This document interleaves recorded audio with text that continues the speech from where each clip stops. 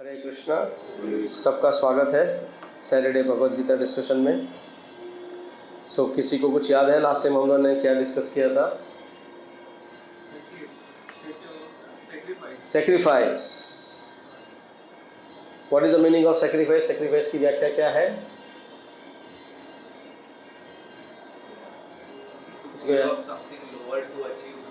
Something higher, but what is the literal definition of sacrifice? To make something sacred.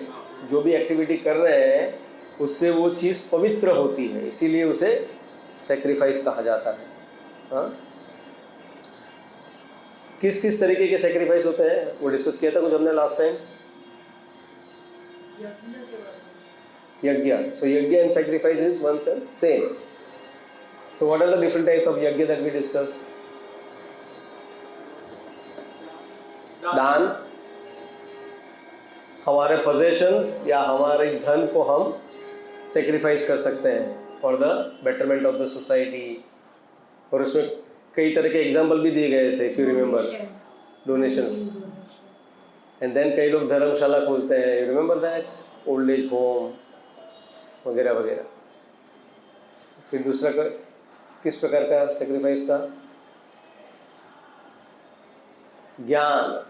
हाँ, आप क्या करोगे? आप जो ब्रह्मचारी होता है वो पढ़ाई वगैरह में क्या पढ़ाई करता है? JEE नहीं, नीट की तैयारी नहीं करता है, BA BCom की तैयारी नहीं करता है। वो किसकी तैयारी करता है?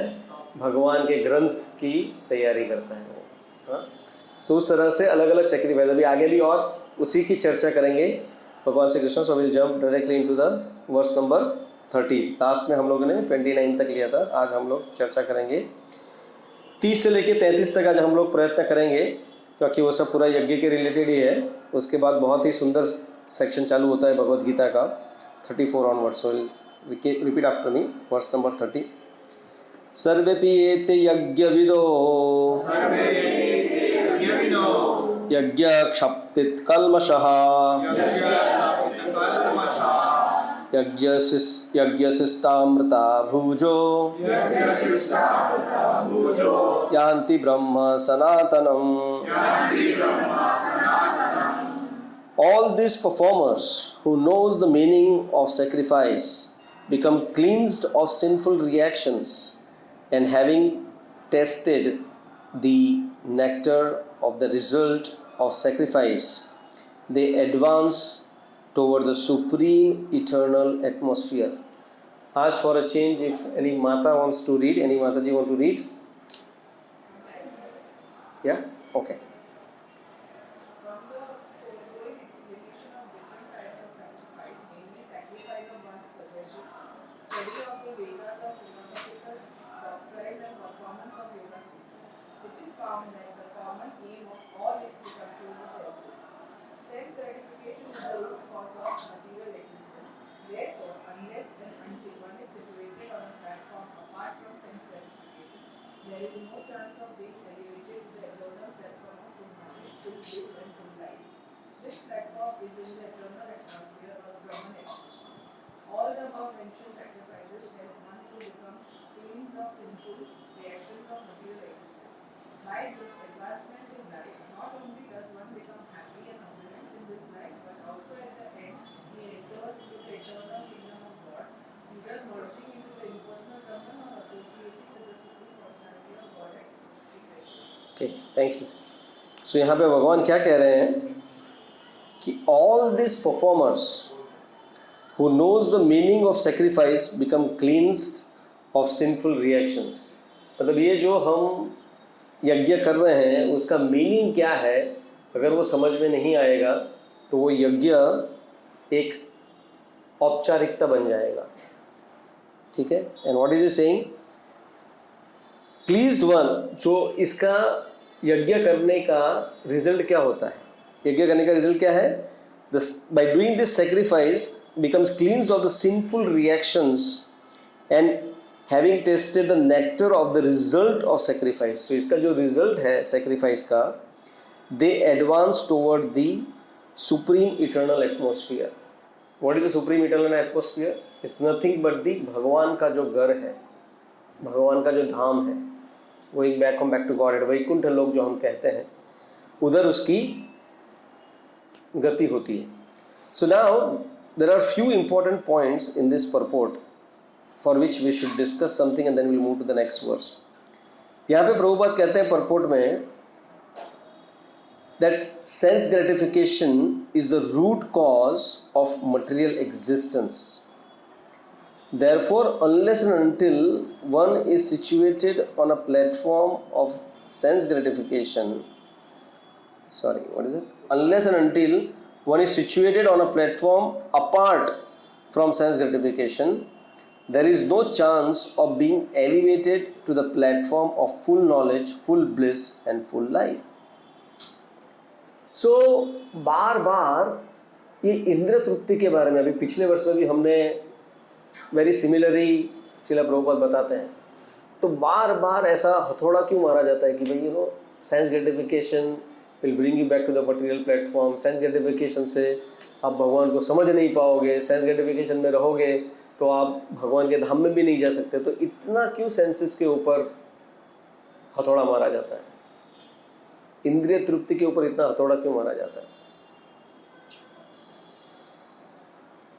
Because that is a root cause. That is a root cause. Okay, root cause of what? We clear down. Since we wanted to enjoy all the material sensation, enjoyment, इसलिए भगवान से हम विमुख होके यहाँ पे आए. So if we want to go back to Krishna, तो वहाँ से निकलना पड़ेगा, यहाँ से विमुख होना पड़ेगा. तो आप ऐसा नहीं. Good point. Good point. Yes, मेरा देखो दे. We have come here only because we have to enjoy and not to suffer.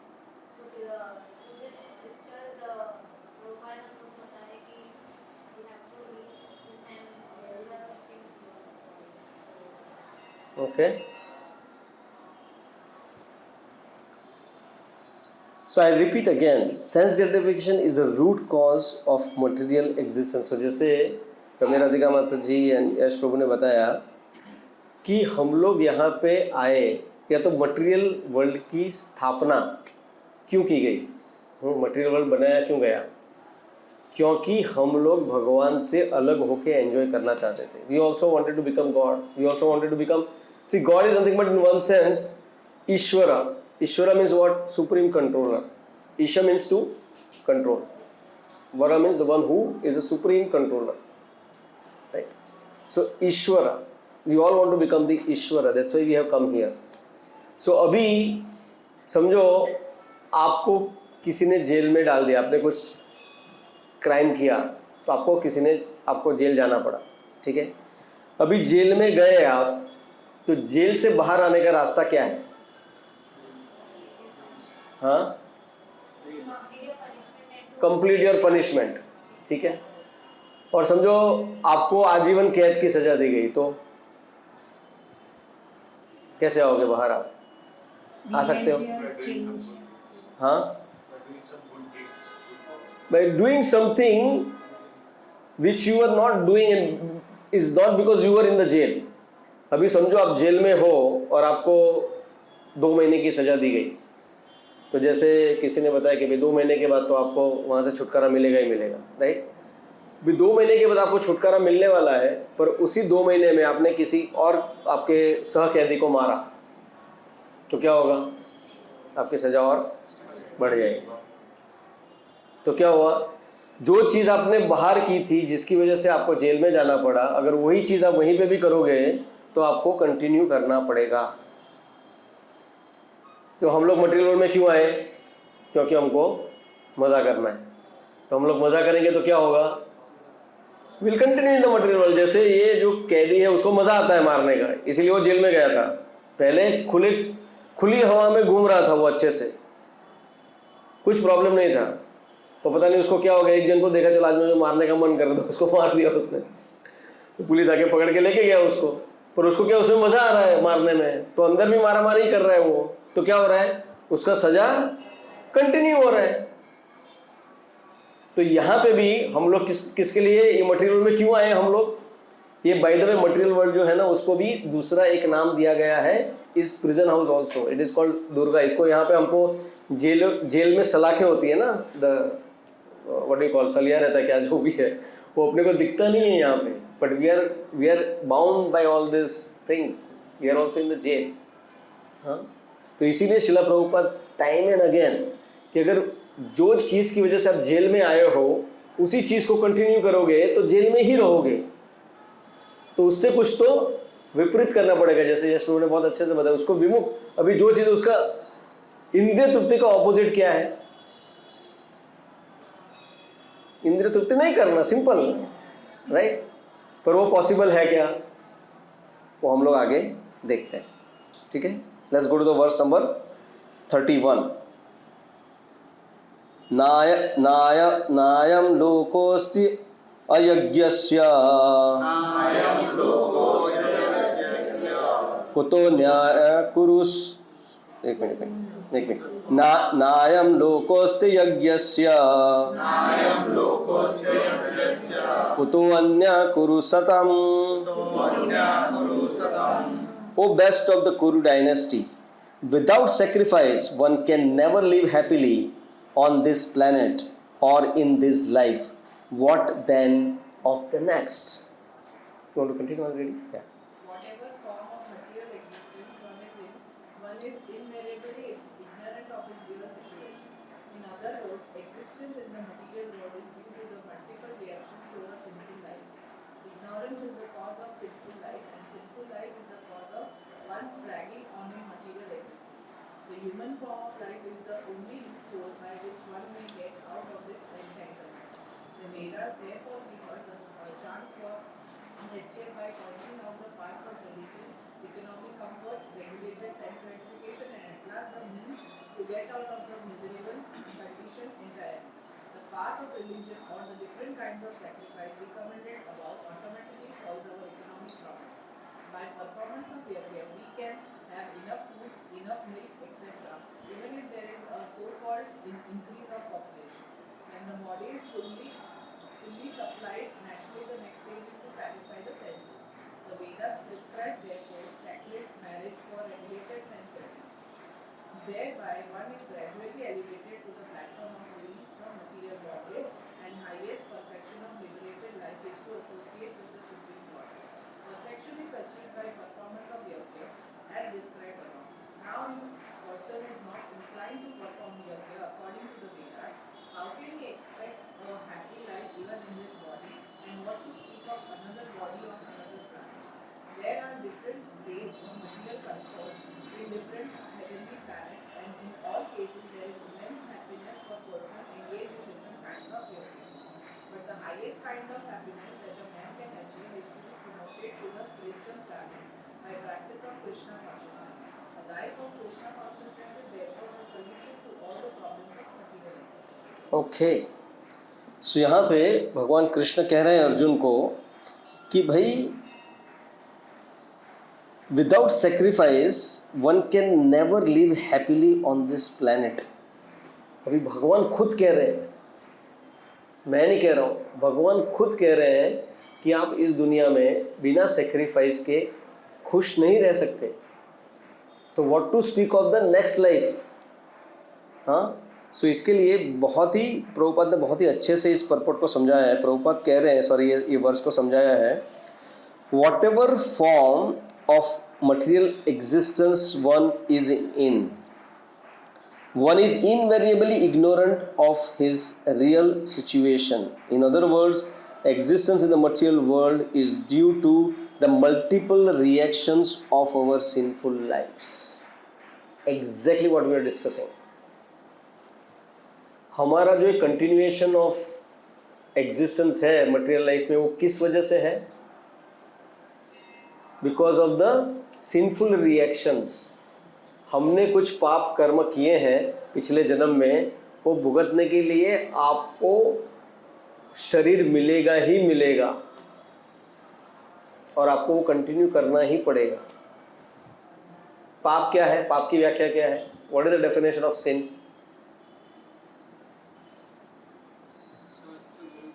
हाँ, शास्त्र विरुद्ध आचरण. बहुत ही सिंपल है. अगर आप कुछ भी चीज रिलीजियस अथवा मोरल एक्टिविटीज के अगेंस्ट करते हो तो उसे पाप कहा जाएगा।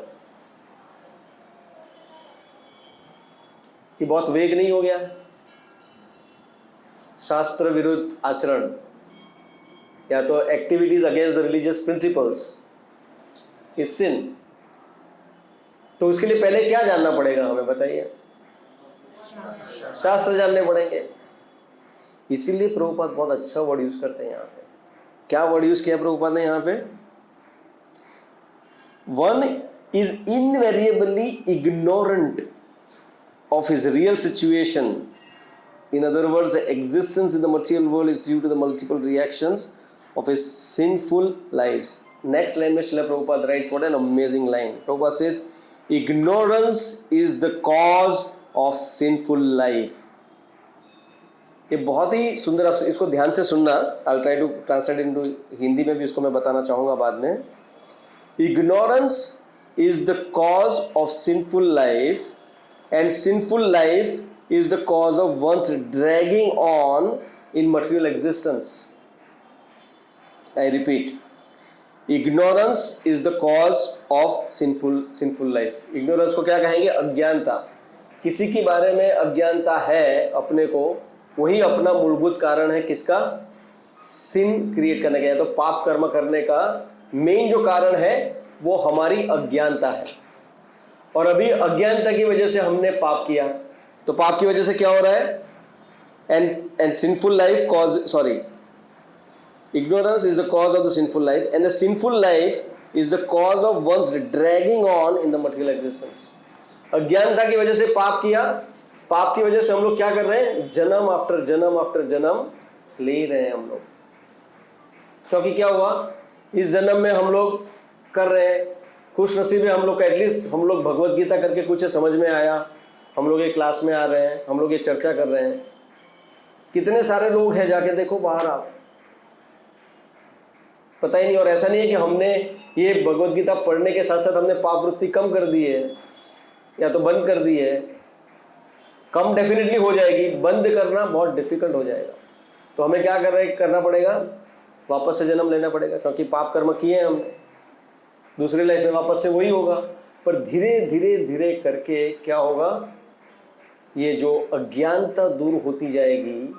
और ये अज्ञानता ऐसी है, वो हमारी बाकी डिग्री के जैसे नहीं है कि समझो आपने पीएचडी कर लिया ये लाइफ में, और नेक्स्ट लाइफ में जब भी आपका जन्म होगा तो आपके पीएचडी से आगे पोस्ट डॉक करने जाओगे। नहीं, आपको शुरू से नर्सरी केजी से ही चालू करना पड़ेगा, और उसके बाद गारंटी है कि आप पीएचडी करोगे? नहीं, आप शायद 12th फेल भी हो जाओ या 12th तक जाओ ही नहीं, ऐसा भी हो सकता है। पर ये जो आप ज्ञान की प्राप्ति कर रहे हो यहाँ पे, उसका विनाश कभी भी नहीं होता। नहीं अल्जाइमर से, नहीं पार्किंसन से अगर आपकी पूरी याददाश्त भी चली जाएगी ना, तो भी ये ज्ञान आपके साथ रहेगा।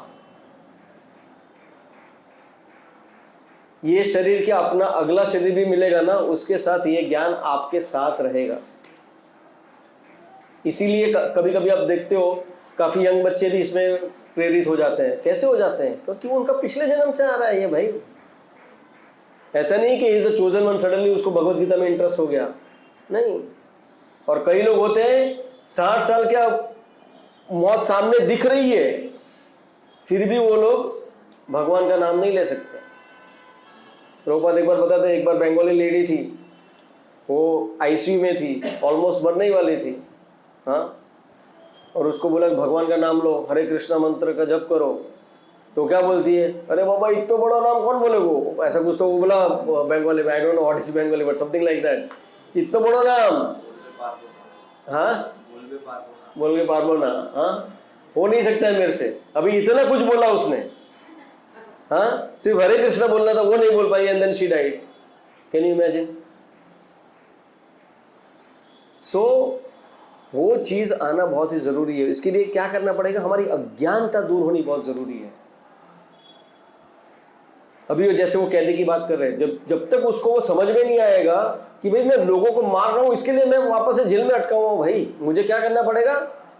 ये पाप वृत्ति बंद करनी पड़ेगी। और पाप वृत्ति बंद करने के लिए सबसे पहले क्या होना पड़ेगा? उसको समझना पड़ेगा कि पाप है क्या। तो अभी जैसे प्रभु जी ने बताया गोविंद प्रभु ने कि पाप क्या है, शास्त्र विरुद्ध कार्य करना, रिलीजियस प्रिंसिपल्स के अगेंस्ट कार्य करना। अभी रिलीजियस प्रिंसिपल ही क्या है वही मालूम नहीं है। अगर कोई गांव से आया जिसको मालूम ही नहीं है कि रेड लाइट में रुकने का है, वो चला गया तो क्या होगा, पुलिस उसको रुकाएगा, उसको दंड करेगा और वो बोलेगा भाई मैं तो पहली बार देखा है ऐसा रेड लाइट, मुझे क्या मालूम, हमारे गांव में तो ऐसा कुछ होता ही नहीं है, तो उसको माफ कर देंगे। वो तो और पैसा निकालेगा अपना पुलिस से देगा। हाँ? तो अज्ञानता जो है, अगर आपने कोई लॉ को ब्रेक किया तो इसका मतलब ये नहीं कि आपको माफी मिल जाएगी, क्योंकि आप जानते नहीं हो। सिमिलरली ये जिस यूनिवर्स में रह रहे हैं, जिस धरती पे रह रहे हैं, उसके भी कई सारे लॉज हैं। मनु संहिता जो है इट्स अ लॉ बुक, उसमें सारा कुछ दिया गया है। हाँ, तो इसके लिए वो हमें जानना जरूरी है। तो अगर आपको शादी या सिंपल भाषा में समझना है कि सिन क्या है, क्या करेंगे तो हमें सिन लगेगा, तो 4 चीजें श्रील प्रभुपाद ने बहुत अच्छे से बताई है। These are the 4 pillars of dharma. इसीलिए आप जब भी इस्कॉन में आओगे, अगर आपको दीक्षा लेनी होगी या उसमें और आगे बढ़ना है, तो वो लोग क्या कहेंगे, आपको 4 नियम का पालन करना है। What are those 4 things? No gambling, no meat eating, no illicit sex, and intoxication. It's very important. So अभी आप बताओ मुझे कि ये सब चीजें सिंफुल, अभी आप कोई भी जा रहा है, कोई सिगरेट फूक रहा है, कोई दारू पी रहा है, क्या प्रॉब्लम है? आजकल जानते हो लोगों के घर में बार होता है। I was shocked. It's amazing. एक ही दरवाजे में है। हाँ बिल्डिंग वाले के ऊपर भी बात है, हाँ वो भी क्रिश्चियन धर्म पढ़ते हैं। मेहता सर है, मेहता पूरा उसको बनाया ऐसे। wow. So these are the 4 basic things. उससे आप अपने आप को बचा लोगे तो एटलीस्ट आप पाप वृत्ति कम करोगे। अभी जैसे झूठ नहीं बोलना, किसी का दूसरे का धन नहीं ले लेना, किसी दूसरी पत्नी या किसी दूसरे स्त्री के साथ संबंध नहीं रखना, और this comes in that similar thing. Illicit sex means what? इसीलिए प्रभुपाद आगे जाके बताएंगे कि क्या what is allowed even in terms of sense gratification. जैसे हम लोग सोच रहे थे कि हम लोग यहाँ पे हैं क्यों, क्योंकि हम लोग इंद्रिय तृप्ति कर रहे हैं, पर आप तुरंत इंद्रिय तृप्ति का ऑपोजिट किया, इंद्रिय तृप्ति बंद कर देना। वो बंद कर देंगे तो क्या हो जाएगा? मर जाएंगे हम लोग, पॉसिबल ही नहीं है, राइट? तो इसके लिए आगे श्रील प्रभुपाद फर्दर एक्सप्लेन्स। तो प्रभुपाद ने क्या बताया? Very importantly, the human form of life is the only loophole by which one may get out of the entanglement. So ऐसा क्यों कहा गया है कि सिर्फ ह्यूमन फॉर्म ऑफ लाइफ में ही आप इससे बाहर निकल सकते हो? क्योंकि ह्यूमन में ही बुद्धि है। एग्जैक्टली। अगर आप कॉर्पोरेट में जाके बोलोगे किसी को what is the difference between the human and the animal, तो क्या बताएंगे? Human can communicate. अभी आप देखोगे amazing system of communication is in the jungle. अगर कभी शेर आएगा ना तो you will see how all the different birds and others and monkeys who are not living on the ground, they give a hint to the other animals that tiger is coming. It's such a powerful communication system. और यहाँ पे हम लोग बोलते हैं human can communicate because we have a language. Now we have created so many other language, Java, C++, all kinds of IT languages, which there's so many other things. और अभी तो ऐसा है कि मशीन भी हमारी लैंग्वेज समझेगा, artificial intelligence. हाँ, उसको बोलो ये कर दो तो ये सब कुछ कर देगा आपके लिए। हाँ, तो हम क्या सोचते हैं ये हमारी विशेषता है, ये विशेषता नहीं है। शास्त्र हमें बताते हैं कि मनुष्य की विशेषता क्या है? आहार निद्रा भय मैथुनम च, आहार निद्रा भय मैथुनम च, उसके बाद क्या है? सामान्य एतत् पशुभिः नराणाम्। What does it mean? कि वो फर्स्ट ऑफ ऑल शास्त्र क्या बताता है कि सिमिलैरिटीज क्या है ह्यूमन बीइंग और पशु में? सिमिलैरिटी क्या है कि भाई आहार निद्रा भय मैथुन मतलब क्या? Eating, meeting, sleeping and defending. ये 4 चीज पशु भी करते हैं और मनुष्य भी करते हैं। हम खाना खाते हैं, पशु भी खाता है। हमारा परिवार है, पशु का भी परिवार है कि नहीं? राइट? हम लोग सो जाते हैं, वो लोग भी सो जाते हैं। Many people have to take a sleeping pill, उन लोग को लेना नहीं पड़ता, वो लोग सो जाते हैं आराम से। ठीक है। एंड डिफेंडिंग, आप देखो क्या चल रहा है, there are so many wars happening. हम लोग सोचते हैं कि हमारे पास न्यूक्लियर पावर है, शेर कहता है मेरे पास पंजा इनफ है टू प्रोटेक्ट माई सेल्फ। तो there is always a defending thing is there. So अगर हम लोग इसी में रचे पचे रहेंगे तो हम लोग क्या है, we are equal to the animals. कोई भी डिफरेंस नहीं है। हम लोग सिर्फ फोर्क और चम्मच से खाते हैं, वो अपने हाथ से खा लेगा या अपने डायरेक्ट मुंह से खा लेगा। कई प्राणियों को तो हाथ भी नहीं होते हैं, दे directly eat, they manage, it's not a problem. हाँ, हम लोग ऐसे कितने सारे मैट्रेसेस का ऐड आता है, ये आता है, वो आता है। We make a sophisticated place to sleep, we create a sophisticated environment to enjoy, right? पर पशु भी इजीली ये सब चीज़ें कर सकता है। तो इसके लिए ज़्यादा खर्चा, इकोनॉमिक डेवलपमेंट करने की ज़रूरत नहीं है ये सब चीज़ों के लिए। हाँ, देन व्हाट इज इट? धर्म हितेशो, धर्म हितेशाम अधिको विशेषो। So what is the most important thing for a human being? The most important thing is the religion. धर्मेण हीना पशु भी समाना। तो what is the difference between the animal and the human? The animal has the only thing is this inquire into the spiritual life, whereas the animal doesn't have that ability. कभी भी animal आके question नहीं पूछेगा। Even if you try to understand the language, let's say somebody can communicate with a dog or a cat or whatever, जो भी होगा, पर आप उसको पूछोगे ना तो भी वो बता नहीं पाएगा कि अरे यार भगवत गीता का क्लास किधर होता है, मेरे को जाने का है। वो कभी पूछेगा नहीं वो, क्योंकि वो है ही नहीं उसमें। तो only thing is in the human beings. पर ह्यूमन बीइंग वो सवाल ही नहीं पूछता है आजकल। आजकल पूछता है कि वॉर कब बंद होगा, ये कभी इकोनॉमिक डेवलप होना, ये फ्लाईओवर कभी बनेगा, वो फ्लाईओवर कभी बनेगा। जैसे अभी हम लोग आ रहे थे मीरा रोड से यहाँ पे, you literally feel like a war. हाँ, अगर आप यहाँ पे टाइम पे पहुंचना itself is a big thing. पहले हम लोग 15 मिनट में आ जाते थे, अभी आजकल आधा घंटा भी इनफ नहीं है, कम से कम 40-45 मिनट्स लगते हैं अभी यहाँ आने में। एंड लिटरली रिक्शा वाला इज फाइटिंग, कैसे निकलना है, क्या करना है। It's like a war situation. हाँ, तो इसके लिए श्रील प्रभुपाद बता रहे हैं यहाँ पे, क्या बता रहे हैं?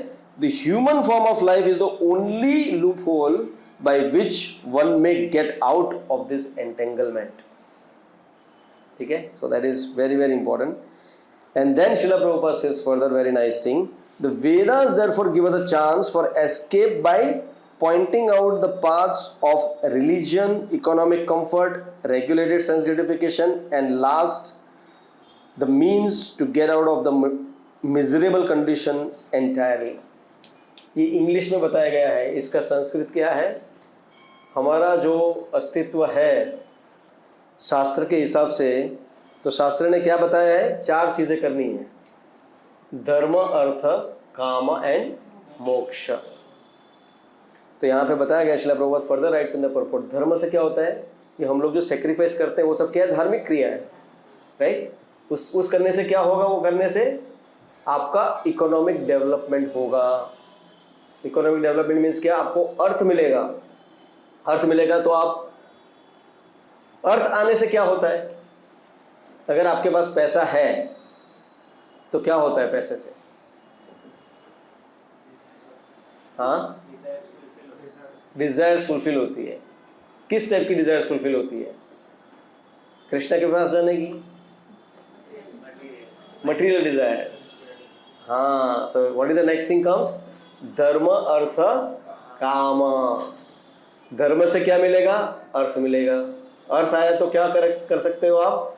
काम कर सकते हो। अगर आप पेट में खाना ही नहीं है, हाँ, जैसे आप कभी एक्सपीरियंस करना, थैंक्स टू इस्कॉन कि उसकी वजह से हम लोग साल में एक बार क्या करते हैं? पांडव निर्जल एकादशी करते हैं। हाँ, और दूसरी बार जब भी कृष्ण जन्माष्टमी जो अभी आने वाली है उसमें हम लोग रात को 12 बजे तक फास्टिंग करते हैं, ठीक है। तो आप जब भी फास्टिंग करते हो पूरा दिन, शाम को अगर आपको कोई बोलेगा चल यार इधर एक अच्छी जगह है उधर में लेके जाता हूँ, बोलता है नहीं भाई मेरे को सिर्फ इधर ही रहने दे, भाई कुछ नहीं करना है, क्योंकि देयर इज नो एनर्जी। हाँ, देयर इज नो एनर्जी। सो इसीलिए आपके पास इनफ पैसा नहीं है, इनफ अर्थ नहीं है, तो आप क्या सेंस ग्रेटिफिकेशन कर पाओगे? कुछ भी नहीं। हाँ, तो इसीलिए भगवान क्या बोलते हैं? धर्म अर्थ काम, और फिर सेंस ग्रेटिफिकेशन के बाद क्या आता है? It comes the moksha. तो कभी कभी हमको क्या लगता है, कोई यंग एज में ही ब्रह्मचर्य आश्रम ज्वाइन कर लेता है, तो हम क्या बोलते हैं, अरे यार क्या पागल है क्या, पहले दुनिया एंजॉय कर। शास्त्र में भी कहा गया है धर्म अर्थ पैसा कमा, अपनी सेंसेस को एंजॉय कर, उसके बाद तू मोक्ष की प्राप्ति करना। अभी क्या कर रहा है, पागल है क्या? तो वो सही है कि गलत है, बताओ?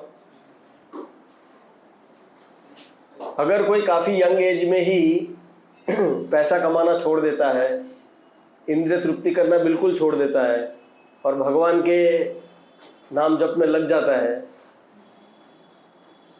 तो ये तो शास्त्र के विरुद्ध हो गया ना। शास्त्र खुद बताता है कि धर्म करो पहले, मतलब सेक्रीफाइस करो ये सब, तो उससे क्या होगा? आपको धन की प्राप्ति होगी। धन की प्राप्ति होगी तो क्या कर सकोगे आप? काम। और फिर क्या होता है, आप इनफ काम कर लिया, इनफ इंद्रिय तृप्ति कर लोगे, तो आप ऑटोमेटिक ही ये हो जाओगे, उससे विरक्त हो जाओगे। I will not mention the name and his slogan also, but there was one spiritual guru, वो बताते हैं कि इतना इंद्रिय तृप्ति करो, इतना इंद्रिय तृप्ति करो कि आपको समाधि मिल जाएगी। कि आपको इंद्रिय तृप्ति से बोला कि क्या अभी कुछ नहीं है इसमें, ऐसा हो सकता है क्या? कभी नहीं हो सकता। बट ये क्या करते हैं, सिर्फ अपने आप को ऐसा एलिवेटेड बनाने के। कभी कभी होता है, अगर आप देखोगे, इसके लिए बहुत अच्छे से बताया गया है शास्त्र में, और कितने अच्छे अच्छे उदाहरण है शास्त्र में। जब भी आप यज्ञ करते हो ना, इट्स लाइक अ फायर। तो ये जो हमको इंद्रिय तृप्ति है ना, वो कैसे है? एक आग के समान है। तो उसमें आप जितना फ्यूल डालोगे तो क्या होगा? उतनी आग बढ़ेगी। इसका मतलब क्या है? जितनी आप इंद्रिय तृप्ति करते रहोगे उतनी क्या होगी? इच्छा और बढ़ती जाएगी। वो आप देखो, आप ध्यान से, इसीलिए ना शास्त्र बहुत अच्छे से बताते हैं, और जब भी हम उसके ऊपर ध्यान देंगे ना अच्छे से, तो हमको ये सब दिखने भी लगेगा कि ये हो रहा है। हाँ, तो मैं क्या बता रहा हूं कि जब भी आप सब लोग बैठे हैं ना यज्ञ में, मालूम है ना यज्ञ क्या होता है? जो ऐसा एक यज्ञ कुंड रहता है, उसमें फायर है, एंड देन वो स्वाहा करता है। स्वाहा में क्या करता है? घी डालता है, बराबर, स्वाहा करते समय। तो अभी समझो उसमें आपने फ्यूल डाला घी के माध्यम से, तो क्या होता है? फायर और बढ़ती है। पर आप एक चीज ऑब्जर्व करना, जब भी वो घी डालता है ना, तभी क्या होता है? थोड़े टाइम के लिए फायर सबसाइड होती है। तो आप ज्यादा इंद्रिय तृप्ति करोगे तो आपको लगता है कि हाँ अभी थोड़ा डिटेच हो गया। अभी जैसे अभी आपने अच्छे से डिलीशियस 56 भोग खाया है, तभी आपको कोई पूछेगा डिनर में क्या लोगे, तो आप क्या बोलोगे? कुछ इच्छा नहीं है कि नहीं? एकदम भरपेट खाना खाया है, हाँ, अच्छे से मस्त, और तभी आके कोई पूछेगा डिनर में क्या लोगे, तो आप क्या बोलोगे? कुछ इच्छा नहीं, खिचड़ी विचड़ी भी चलेगा आराम से, कुछ दाल राइस सिंपल, कुछ ज़्यादा बनाने की ज़रूरत नहीं है। क्यों? क्योंकि तभी घी गया, तभी क्या हो गया? वो फायर थोड़े लिए सबसाइड हो गया, बट उसके बाद तुरंत वो पकड़ेगा आग। और ये हर एक सेंस ग्रेटिफिकेशन के लिए लागू पड़ता है। तो इसके लिए ये बहुत ही, और ये आप देखोगे कभी कभी क्या होता है ना, हमको ऐसा लगता है कि नहीं भाई क्या प्रॉब्लम क्या है यार, एक बार सेटिस्फाई हो गया ना मेरा मन, तो मैं शांत हो जाऊँ। अभी जैसे आपको यहाँ पे बैठे हो और घर पे आपने या पिज़्ज़ा या किसका ऑर्डर दिया हुआ है और आने वाला है पिज़्ज़ा, तो आपको लगेगा यार किधर भी मन नहीं लग रहा है, मेरे को वो खाना है, अभी मेरे को ये चीज़ प्राप्त करनी है। हाँ, जैसे किसी ने आईफोन देख लिया, अभी मेरे को आईफोन चाहिए ही चाहिए, राइट? उसमें कितना बढ़िया हो रहा है, ये हो रहा है, वो हो रहा है। तो आपको क्या लगता है कि जब तक वो चीज़ मिलती नहीं है आपको, तब तक आपको ऐसा लगता है कि वो चाहिए ही चाहिए। पर एक बार वो चीज़ मिल जाती है, उसके बाद ऐसा लगता है कि it's not a big deal. But उसके बाद आपको विरक्ति आ जाती है क्या पूरी? नहीं, जब तक दूसरा आईफोन का वर्जन नहीं आएगा तब तक आप यू आर ओके। पर जैसे ही कुछ आ गया दूसरा, अरे यार मेरा तो यार 15 है, अभी तो 16 प्रो आ गया यार, 17 भी आ गया, तो लेना पड़ेगा। तो ऐसा नहीं है कि ये हमारा माइंड जो है ना, हमको इतना उल्लू बनाता है रोज, जितना और कोई नहीं बनाता अपने को। अपना माइंड ही अपना सबसे बड़ा शत्रु है। बोलेगा बेटा ये कर ले, उसके बाद तेरे को कुछ भी जरूरत नहीं पड़ेगी। कोई अगर 40 में रह रहा है तो सोचेगा अरे यार अपना खुद का 1 BHK पक्का हाउस हो जाए तो मजा आ जाए। जबरदस्त हो गया उसका। उसके बाद क्या होता है? ये सेटिस्फाइड, पूरी जिंदगी 1 रूम किचन में रहेगा?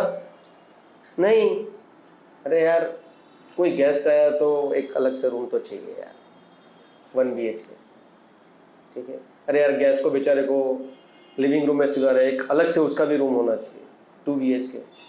अभी बच्चे हो गए तो बच्चों का भी रूम होना चाहिए अलग से, 3 BHK। There is no end to that. इसका मतलब ये मैं नहीं कह रहा हूं कि आप कल से ये सब इच्छा छोड़ दीजिए।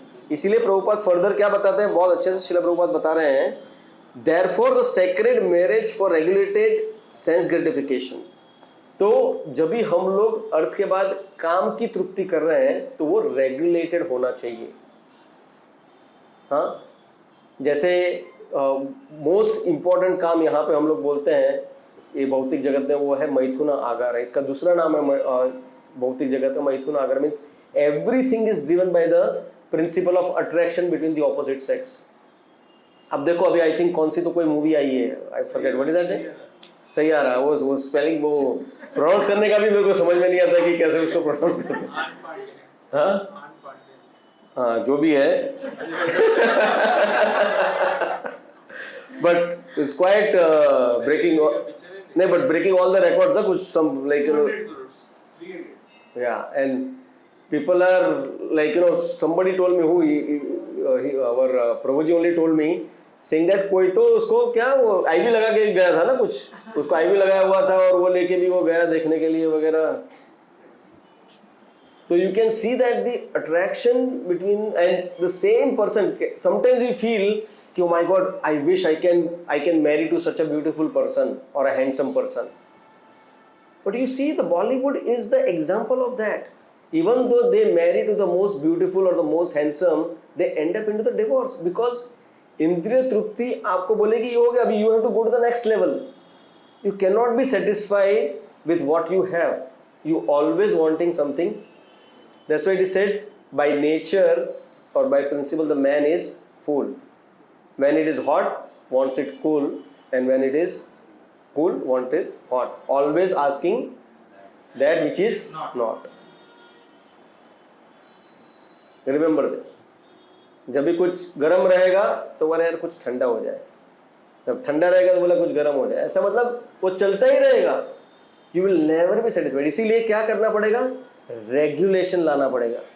What is regulation? If you want to enjoy the opposite sex, you get married and be satisfied with your own spouse. अपने पति पत्नी के साथ खुश रहो। ऐसा नहीं है कि बाहर like you know you just go and enjoy anybody and everybody. तो उसमें बहुत सारा पाप वृत्ति इन्वॉल्व हो जाता है। एंड देन ऐसा नहीं है कि आप चलो मैं एक बोलता हूँ चलो भाई आज से allowed, you can have 3 more wives or 5 more wives. It's never satisfying. It is like a fire. The more you try to do it, the more it desires for you to have it more and more. हाँ? इसीलिए ये जो हम लोग काम वृत्ति करते हैं, it's not just the enjoying property. There are so many other things that we are doing. Everything has to be regulated. जैसे खाना खाना, उसको कैसे रेगुलेट कर सकते हैं? कृष्ण प्रसाद खाना है बस, जो भी है भगवान को ऑफर करके खाइए। Then your eating is also regulated. Sleeping को रेगुलेट कैसे करना है? When you sleep, always think of Krishna, and when you get up, just see that okay, I will chant Krishna's holy names. येन केने प्रकारे you can just regulate that. There are so many other things. If you come into Krishna consciousness our things get regulated. इसके लिए आप देखो कोई अंत नहीं है सेंस ग्रेटिफिकेशन का. आप इतनी सारी विकृतियां कैसे आ रही है, और सबसे ज्यादा विकृति आपको कहाँ पे देखने को मिलेगी? अपर क्लास में. जनरली आपको वो ज्यादा विकृति लोअर क्लास में या तो लोअर मिडिल क्लास में या मिडिल क्लास में देखने को नहीं मिलेगी. ये चीजें आपको कहाँ देखने की मिलेगी? Upper middle class and higher class में. क्योंकि क्या उनके पास सब कुछ है. 5 स्टार होटल में जाना हो गया, ये खाना हो गया, ये पीना हो गया, ये एंजॉय करना हो गया. Then they get into all kinds of drugs and other things. क्योंकि उनको वो किक नहीं मिलता, बस हो गया, अभी इससे ज्यादा क्या करना है, तो they want to try something new. So इसलिए शास्त्र बताते हैं कि while restricting those things you are actually doing a better things. तो वो अपने को करना बहुत ही जरूरी है. And then finally Srila Prabhupada says the highest perfection of liberation life is to associate with the Supreme Lord. And then finally Prabhupada says a life of Krishna consciousness is therefore the solution to all the problems of material existence. I repeat, a life of Krishna consciousness is therefore the solution to all the problems of material existence. क्यों? क्या बोल रहे हैं यहाँ पे प्रभुपाद? कि कृष्ण भावनामृत जीवन जीने से जीवन के सारे प्रॉब्लम सॉल्व हो जाएंगे. क्यों? ऐसा तो कौन सा फॉर्मूला है कृष्ण कॉन्शियसनेस में जिससे सारे प्रॉब्लम सॉल्व हो जाएंगे? प्रभुपाद ने कुछ दिया है क्या? ऐसा कुछ जादुई छड़ी या ऐसा कुछ जो आप लोगों को भी मिलेगा कि भाई जीवन के सारे प्रॉब्लम से मुक्त हो जाओगे आप? Why Prabhupada is writing such an emphatic statement, isn't it? कि आप कृष्ण भावनामृत जीवन जियोगे तो आपके सारे प्रॉब्लम सॉल्व हो जाएंगे मटेरियल जीवन के. इतना एम्फेटिक स्टेटमेंट आज तक किसी ने नहीं दिया है. प्रेसिडेंट ऑफ अमेरिका भी नहीं बोल सकता इतना एम्फेटिक स्टेटमेंट. तो प्रभुपाद बोल रहे हैं. क्यों? Because it will help us to control our sense gratification. Okay, will help us. constant reminder रहेगा. कांस्टेंट रिमाइंडर रहेगा. Okay. Because we are part and parcel of the super soul, that is Krishna. So if we remain connected to him, then only we will be happy, because that is our true self. Okay, that is our true self. Yes. Anybody else? हाँ बोलिए. जैसे अपन कोई रास्ते पे एक बार चलते हैं हाँ तो वो रास्ता अपन को पहले पता नहीं होता है. हाँ. बार बार उसी रास्ते पे अपन चलते जाएंगे. जैसे कृष्ण भगवान की भक्ति अपन करते हैं. हाँ एक बार तो अपन अपनी भक्ति बढ़ती जाएगी धीरे धीरे. हाँ. तो वो रास्ता अपन को पूरा पता चल जाएगा ये रास्ते पे चलना है. Okay okay good. ऐसा नहीं कि कोई आंसर गलत है या सही, ऐसा नहीं है. This is good understanding. और कुछ आप शेयर करना चाहोगे कि ऐसा क्यों है कि अगर आप कृष्ण भावनामृत जीवन जियोगे तो आपके सारे प्रॉब्लम सॉल्व हो जाएंगे?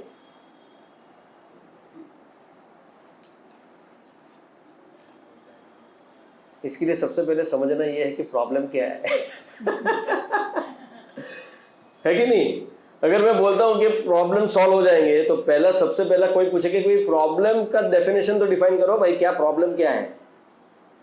कि कैन इस्कॉन, कैन कृष्ण भावनामृत, मेरा जो प्रॉब्लम है, अभी मेरा छत टपक रहा है, या तो मेरे पास छाता नहीं है, या तो मेरा बैंक बैलेंस थोड़ा डामाडोल है, या तो मेरा रिलेशनशिप में डामाडोल है, तो ये सब प्रॉब्लम सॉल्व हो जाएगा.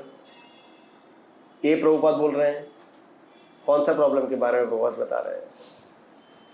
प्रॉब्लम को देखने का नजरिया चेंज हो जाएगा. प्रॉब्लम को देखने का नजरिया चेंज हो जाएगा.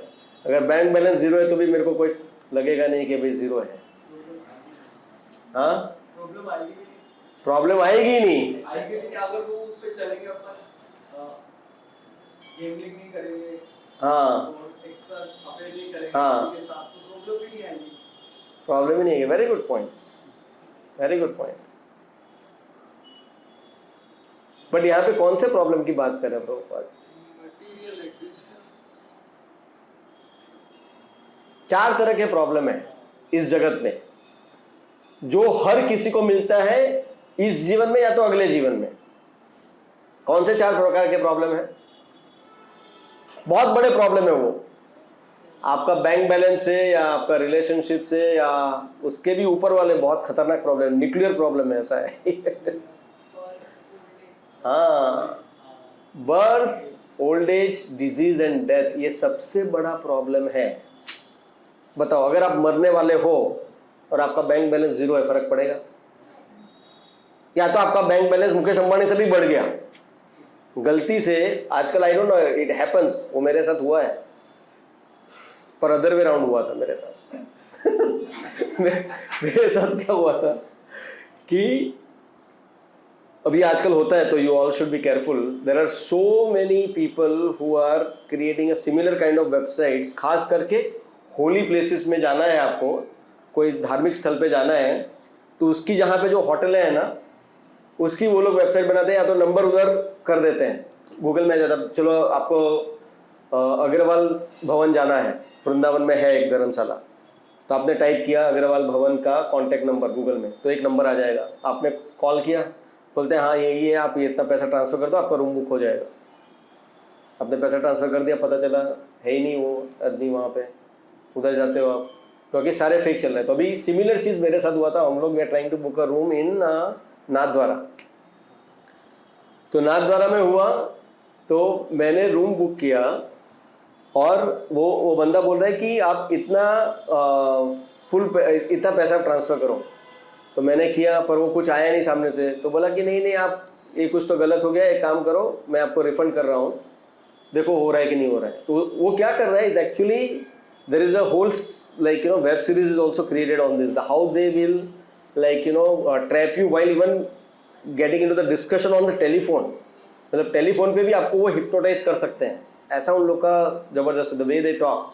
अगर आप थोड़ा उनके साथ डिस्कशन में आगे चले गए ना, then they can trap you. तो उसने मुझे ऐसा उलझा दिया उसमें, पता नहीं वो मेरा साथ में दूसरा कुछ ऑफिस का कॉल भी चल रहा था और ये भी मैं कर रहा था, तो उसमें मैं उलझ गया। तो उसने बोला कि ये ट्रांसफ़र करो, मैं करता हूँ, तो उसने किया ट्रांसफ़र, 5 रुपीज़ आ गया, तो मैं बोला ठीक है, तो भाई मैं दूसरा भी कर रहा हूँ, आपको एक OTP आएगा,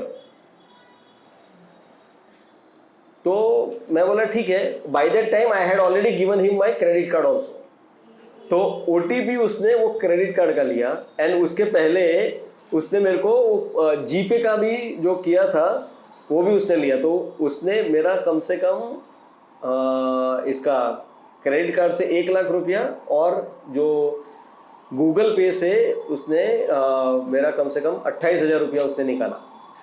अभी लकीली क्रेडिट कार्ड का पैसा वो साइबर क्राइम वाला could able to get it, उसने वो बंदे ने तुरंत आईफोन फ्लिपकार्ट से परचेज किया था। तो that day this people somehow other this cyber crime वाला कैन डू इट, तो बोला वो तुम्हारा हो जाएगा, पर I can not guarantee you, और वो होगा ही नहीं मोस्ट लाइकली। जो 28,000 आपका गूगल पे से गया है अकाउंट वहाँ पे, देन आई फिगर्ड आउट कि उसका कहाँ पे है। मैंने फाइंड आउट भी किया कि उसका कोटक बैंक में अकाउंट है। मैं कोटक बैंक में भी गया, उसको बोला भी कि भाई ये बंदे का अकाउंट है, वो चोर है, इसका अकाउंट अब सीज कीजिए। बोलते आप कौन होते हो बोलने वाले? मैं पुलिस को भी जाके बोला आप करो ना, बोलते कि we can not do it, उतना लिमिटेशन है वहां पे। हाँ, सो अभी उसके पास चला गया पैसा। तो सिमिलरली अगर गलती से आपने किसी और को पैसा भेज दिया एंड अगर उसके अकाउंट में चला गया, उसके बाद आप कुछ भी नहीं कर सकते। अगर वो बंदा अच्छा है और बोलेगा कि I am ready to refund you that money, that's fine, but bank themselves, bank अपने आप वो पैसा उसके अकाउंट से निकाल नहीं सकता एज पर द रूल। तो समझो ऐसा कुछ हो गया, हाँ, कि मुकेश भाई का अकाउंट पूरा आपके उधर ट्रांसफर हो गया और आप डेथ बेड पे हो, will that make any difference? आप बोलोगे मेरे बच्चे लोगों, I am talking about you yourself, आपको कोई डिफरेंस होगा? नहीं होगा। क्यों? क्योंकि death is a bigger problem than the money that I am having. मेरे पास जितना पैसा आ रहा है उससे भी बड़ा प्रॉब्लम क्या है? डेथ है। इसके लिए this are the 4 problems: birth, old age, disease and death. Old age देखा है आपने? Very difficult. I was amazed. One of my friend who that time I was also what? 32-33 years old, and this guy was ये जो मेरा दोस्त था, he must be 25-26 years old. तब से वो मुझे बोलता था कि यार Rajparayan, you know, this old age is very difficult. मैं बोले यार क्या ओल्ड एज करता रहता है यार तू, प्रॉब्लम क्या है उसमें? तो व्हाट ही सेड इज नहीं पता नहीं, मुझे बहुत डर लगता है old age. So now this is also coming from the past life. He knows, and I was saying क्या प्रॉब्लम है. But when you become old you realise my God it is very very difficult, very difficult. People say when you become older, that time you realize how many organs you have in your body. जब तक आप young होते हो ना तब तक समझ में नहीं आता कि अपने बॉडी में कितने पार्ट्स हैं, क्या चल रहा है अंदर. जब भी आप ओल्ड एज में आते हो धीरे धीरे ये प्रॉब्लम हो गया, वो प्रॉब्लम हो गया, तभी समझता है अरे ऐसा भी प्रॉब्लम होता है क्या. Somebody said like, you know, उसका लीवर ऊपर आ गया. अरे भाई लीवर तो उसकी जगह पे रहेगा ना, ऊपर कैसे आ जाएगा? So yeah, like that. So many things can happen like this. So old age is a big problem. Then और क्या है? Disease. कितने प्रकार के डिजीज होते हैं ना, you can't imagine. एक कोविड आया, सबका बैंड बजा दिया. कोई समझ ही नहीं पाया कि क्या है ये. और आगे भी बोल रहे कि कितना सारा और एपिडेमिक इज अवेटिंग अस. हाँ, कितना सारा रोग हमारी प्रतीक्षा कर रहा है. हमको एक छोटा सा भी हेडेक भी हो जाता है ना तो हम लोग बोलते हैं यार क्या करूँ, कुछ कहीं पे भी मेरा दिल नहीं लग रहा है. So this are the real problems. Now how birth is a problem.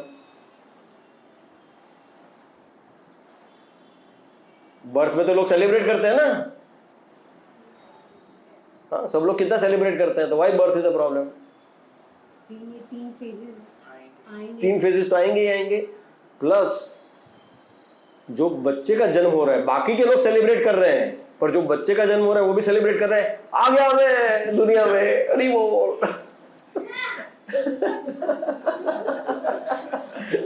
ऐसे करके आता है क्या बच्चा. बच्चा कैसे आता है? रोते हुए आता है. रोते हुए आता है बच्चा. तो कितनी पीड़ा होती रहेगी वो बच्चे को. सोचो, वो गर्भ में अगर आपको कोई प्लास्टिक की काली थैली में गार्बेज बैग में बंद करके रख दे 9 महीने के लिए, कैसा लगेगा आपको. एक्चुअली श्रीमद् भागवतम में आता है वो बच्चा भगवान को प्रार्थना करता है कि हे प्रभु प्लीज मुझे इसमें से बाहर निकालो, मैं नहीं सहन कर पा रहा हूँ, मैं आपको याद रखूंगा. पर जैसे ही बाहर आता है इस दुनिया के जगत के चकाचौंध को देख के भगवान को भूल जाता है. तो इसके लिए birth, old age, disease and death, this are the real problem. So उसका निवारण प्रभुपाद बोल रहे हैं कृष्णा भावनामृत जीवन जीने से ये सबका निवारण होगा. कैसे निवारण होगा? कि जो कृष्णा कॉन्शियस व्यक्ति है उसको रोग नहीं होगा, कृष्णा कॉन्शियस व्यक्ति है उसको मृत्यु नहीं आएगी, कृष्णा कॉन्शियस व्यक्ति है वो बूढ़ा नहीं होगा. नहीं, ऐसा नहीं है. उसको सब कुछ प्रॉब्लम आएगा, बट अगर वो कृष्ण भावनामृत जीवन जी रहा है तो उसको वापस से जन्म ही नहीं लेना पड़ेगा. जब वो जन्म ही नहीं लेगा तो ये सारे चीजें से उसको जाना ही नहीं पड़ेगा. इसीलिए प्रभुपाद कह रहे हैं कि कृष्ण भावनामृत जीवन जियो और अपना जन्म सफल करो. नहीं तो क्या होगा, चाहे अभी कितना भी आपका हेल्दी लाइफ हो पर आपको वापस से उसमें जाना ही पड़ेगा. क्योंकि नेक्स्ट लाइफ में क्या देखा है किसी ने. You have to start from zero. मैंने आगे भी बोला था, अगर आप मुकेश अंबानी हो जगह, मुकेश अंबानी उनको भी हिचकी आती रहेगी, हम लोग उतना इतना याद करें उनको. तो अगर वो समझो उनकी मृत्यु होने के बाद वो बोलते कि मुझे पूरा मेरा पिछला जीवन याद है, आई कैन इवन साइन, उतना तक मुझे याद है, I can tell you exactly कौन कहाँ पे है क्या है, मुझे पूरा एंटेलिया जो I don't know how many floors are there, जितना फ्लोर है मुझे एक एक चप्पा चप्पा मालूम है उस घर का. मैं प्रूव करता हूं कि मैं मुकेश अंबानी हूं. मेरा बैंक बैलेंस दे दो मुझे वापस. देंगे कोई नहीं देगा. इवन सरकार एक्सेप्ट करेगी कि भाई you are reincarnated. We are not saying that you are not Mukesh Ambani, you are Mukesh Ambani reincarnated. Mukesh Ambani part 2. जैसे इतने सारे मूवी का पार्ट 2 पार्ट 3 आता रहता है ना, वैसे मुकेश अंबानी पार्ट 2. तो उसको मिलेगा उसका सब कुछ चीजें. नहीं मिलेगा. That's it. It's done. तो हमको ये सोचना है कि हम हमारा समय किधर बिता रहे हैं. ठीक है, तो we'll end here because I want to make sure that others also share their things and we end on time.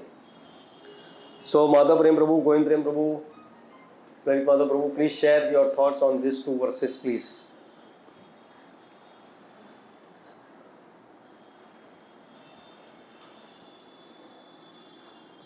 So मैं राधानाथ महाराज का एक लेक्चर सुन रहा था जिसमें महाराज बताते हैं कि what Okay. lessons that we can learn. So मैं राधानाथ महाराज का लेक्चर सुन रहा था, उसमें महाराज बता रहे थे कि what lessons हम लोग सीख सकते हैं from the moon. From the moon. अच्छा. अच्छा. बेसिकली जैसे हम लोग मून को देखते हैं कि मून कभी अर्धचंद्र होता है, कभी पूर्ण चंद्र होता है, कभी थोड़ा क्रेसेंट शेप होता है, तो अलग अलग मून के शेप होते हैं. कभी अमावस्या भी हो जाती है, पूरा अंधेरा हो जाता है. बट क्या सच में वो मून आधा पूरा क्रेसेंट शेप होता है? वो actually that is our perception. Moon तो पूरा का पूरा ही है. It is just based on the light that is falling on the moon. उसके हिसाब से मून का शेप हमें अलग अलग दिखता है. सो उसमें राधानाथ महाराज बताते हैं कि the changing phases of moon, जो मून का जो फेज चेंज होता है from full moon to half new, so that symbolises the fluctuations and temporary nature of this material world. So जो मटेरियल वर्ल्ड है वो बहुत ही टेम्पररी है और उससे हम लोग ये सीखते हैं कि उस जैसे मून चेंज होता है वैसे ही हमारा लाइफ चेंज होते रहता है from birth to youth. Okay.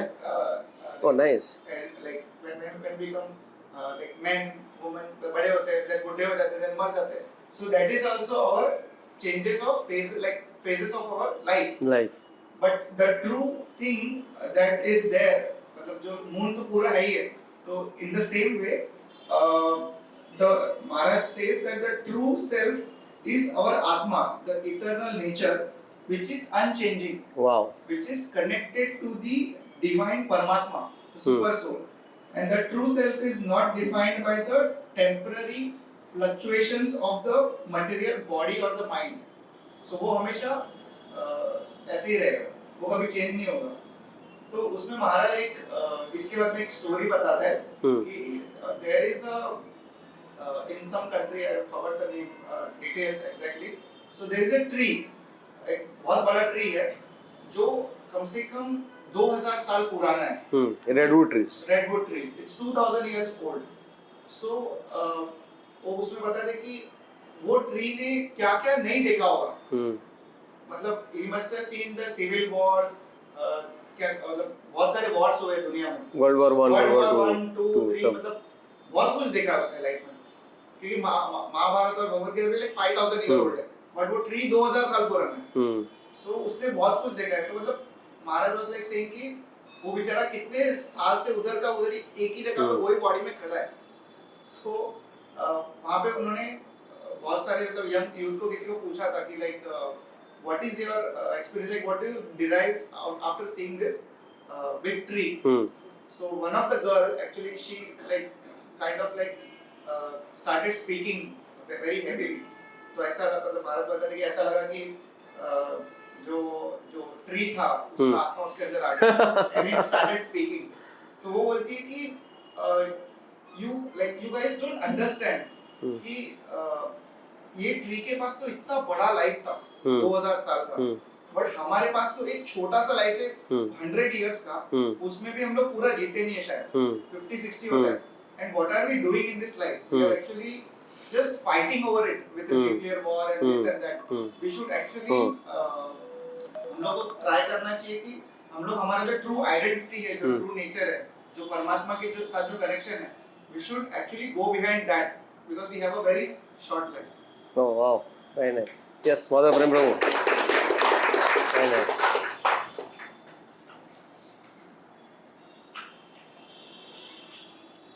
So regarding life, I was also getting some class. तो उसमें चारों युगों का लाइफ स्पैन डिस्कस किया. 4 So we discussed that there are thousands and thousands of years of age in Satyuga. लेकिन in Mahabharata there is a section where Vidura explains the lifespan of humans in different yugas. So first जो सतयुग में है, स्वाभाविक रूप से लोग 4000 साल जीते थे. 4000 मतलब that is the average age. Average age. And if you are regulated in your life, you do pranayam, you do devotional service, you do तप, वो सब व्यक्ति करते हैं, तो it can expand up till 1 lakh years. So 4000 in Satyuga is the normal age. Then coming to Treta, it comes down to 2000 years. द्वापर में 1000 साल. और कलयुग में Vidura says there is no प्रमाण of age. अरे बाप रे. मतलब कोई गारंटी नहीं है. मतलब सब युग का there is a specific प्रमाण and average, but कलयुग में there is no प्रमाण of age. But अगर धार्मिक रूप से कोई भी जीता है, तो उसको at max 100 years तक लाइफ मिलेगा. अच्छा. तो that is the Mahabharat quotation, Vidura's explanation. तो धार्मिक वे से जिएंगे तो 100 years is the average age, but कोई प्रमाण नहीं है और वो कभी भी मर सकता है. Even birth can turn into death in कलयुग. पहले ऐसे नहीं होता था. तो हमारे पास मतलब कटिंग शॉर्ट कि ब्रह्मा जी का लाइफ स्पैन और एक ह्यूमन का लाइफ स्पैन कंपैरिजन करेंगे तो हमारे पास कुछ भी समय नहीं है. तो उस समय में ये सारे प्रॉब्लम्स को अवॉइड करके जीने में मतलब देयर आर मेनी डिस्ट्रैक्शंस, और जितने डिस्ट्रैक्शन ज्यादा होते हैं हमारे लाइफ में, जितने कमिटमेंट्स ज्यादा होते हैं, उतने प्रॉब्लम्स भी ज्यादा आते हैं. तो I was thinking that making life simpler is the best option. इतने सारे ऑप्शंस, आप इतने सारे चीजों के साथ में डील कर रहे हो तो ऑटोमेटिकली इतने सारे प्रॉब्लम्स आएंगे. Cutting the options, making life simple. Prabhupada has also quoted कि सिंपल इन हाई थिंकिंग. तो making life simpler by committing to less things. जैसे कि अभी सोशल गैदरिंग्स में कमिटमेंट कम है तो हमारा प्रॉब्लम कम हो जाता है, लोगों से मिलना कम हो जाता है. तो लोगों से मिलना कम हो जाएगा तो प्रॉब्लम भी कम हो जाएगा. तो ये मूवी आया है, हर फ्राइडे को एक मूवी आता है, हमको देखना है. ये कमिटमेंट कम हो गया, आपका समय बच जाएगा. तो ऐसे हमारे बहुत सारे अननोन कमिटमेंट है जो हमने कर चुके हैं. वो अगर हम उस कमिटमेंट को ग्रेजुअली माइंडफुली अगर उसको कट कर देंगे तो ऑटोमेटिकली प्रॉब्लम भी कम हो जाएगी. Good. So that is the thing which this verse denotes for me. Yeah, very nice. Thank you. Yes, Ramya Radhika Mataji and Gopi Manjari also can share.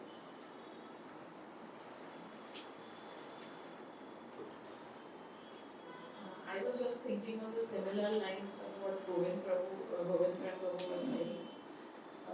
मुझे ऐसे सोच रही थी एक एग्जाम्पल कि जब भी हम बाहर गांव जाते हैं घूमने के लिए और अगर ओवरसाइज बैग है तो कपड़ों का इस्त्री खराब हो जाता है ना.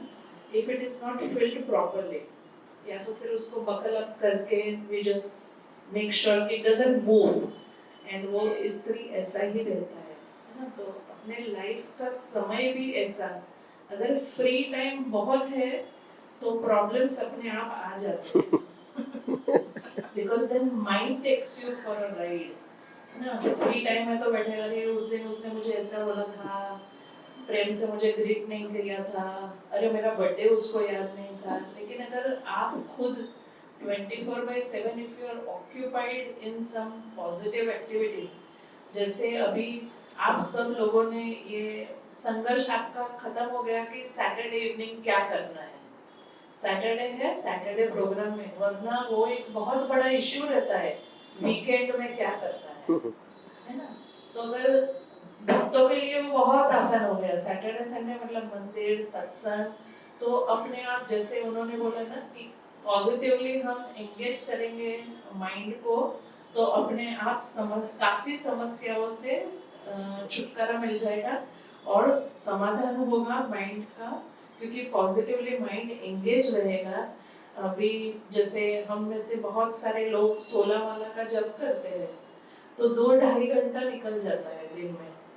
तो अभी आप अपने दिन में सोचो वो 2-2.5 घंटा का ऐड कर दिया, क्या समय बचेगा फिर टाइम पास के लिए या तो सोचने के लिए कि अरे उसने मुझे ऐसा बोला था तो मुझे वो वापस देना है उसको, या मेरे साथ ही ऐसा क्यों होता है, मेरे साथ ही ये मेरी हेल्थ मतलब बहुत कम समय मिलेगा ये सब सोचने के लिए।